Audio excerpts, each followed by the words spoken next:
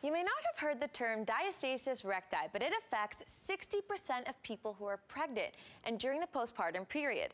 For some, it resolves itself within 8 weeks of delivery, but for others, this condition can linger for much longer. Joining us now to talk about diastasis recti and postpartum exercise is Becky Choi, CEO of Tummy Warrior Postnatal Fitness. Hi, Becky. How are you? Hi, Nicole. Thank you so much for having me. It's so great to have you physically here in studio. Yes. So tell me a little bit about your business and how this came to be.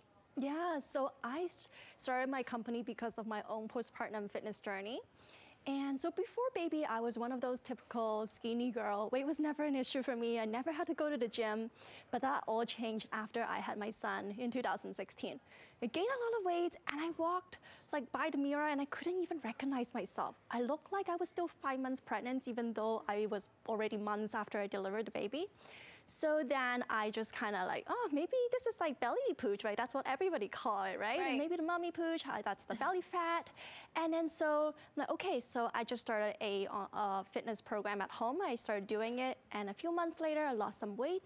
But that belly, like, is still there. Like, what's going on? I was wondering. So later, then I realized that it's not just the belly fat. It's actually called a diastasis recti. It's a postpartum conditions, or we call it the abdominal separation as well. So what does it mean to give people like a little bit of a visual of how it actually works? Yeah, so what happens during pregnancy, our tummy grow and stretch to accommodate a growing baby. And then for some moms, those muscles go back into its original shape after delivery. But for other people like myself, that stretch out muscles and it still remain like stretched and thin. Right. So for me, and if you were wondering how you can diagnose or how you can self-check the diastasis recti at home, it's actually really simple that you can even do it here. So here we go. Everyone at home, listen to this because you can check and see if this is something that you need help with. Yeah, so it's a simple self-check. Simply you just lie on the floor, you bend your feet, and then you do like a mini crunch. Okay, you lift your head off the floor, and then you're gonna place your fingers like on your belly buttons regions, and then you're gonna feel some muscles hugging. So like pretending this is my fingers pressing onto the belly button like this way. Oh, this way, okay. Yeah, and then you are gonna feel that muscles hugging the fingers. And for some people, it could be 2 fingers, for others it could be 3. And for me, I can actually almost fit all my 5 fingers into the belly button in the beginning. So we call like 5 fingers gaps diastasis recti. Okay. So that's one way to determine the severity of the diastasis recti. I see. Yeah, and then on top of that, once you know that there is a gap, you can kind of like insert that finger. I know it sounds a little freaky here, but don't be like, you don't have to like press it hard. Gently press it inward, and your finger will sink into the belly. Interesting. Yes, yeah, so that's show me like whether it's like a knuckle, 2 knuckle, even like some people like a whole finger can sink into the belly. So that shows like, okay, how mild or how severe your diastasis recti is.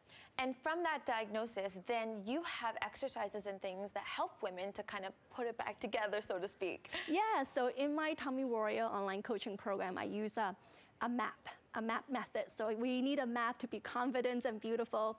So MAP, M stand for mind to muscles connections. We need to connect our mind to the right muscles. A lot of time the inner core muscles kind of have its own mind. You take it for granted. Yeah, during pregnancy, like we just don't use that enough. So we need to be able to connect to the right muscles. That's M. And then A stand for alignment. We need to have good form, good posture, good alignment during exercises. Yes, so that we could doing our exercises more efficiently and also not going to injure ourselves during exercises.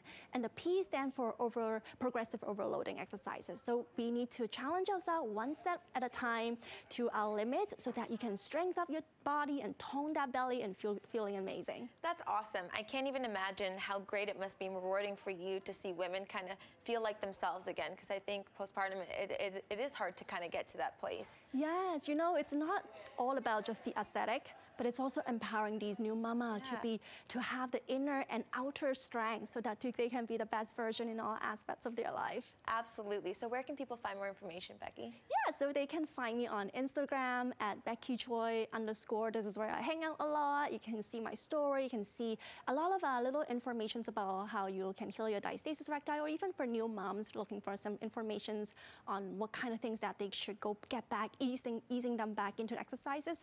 That's a great place to be, and you can chat with me on my DM as well. Awesome. Thank you so much. Thank you.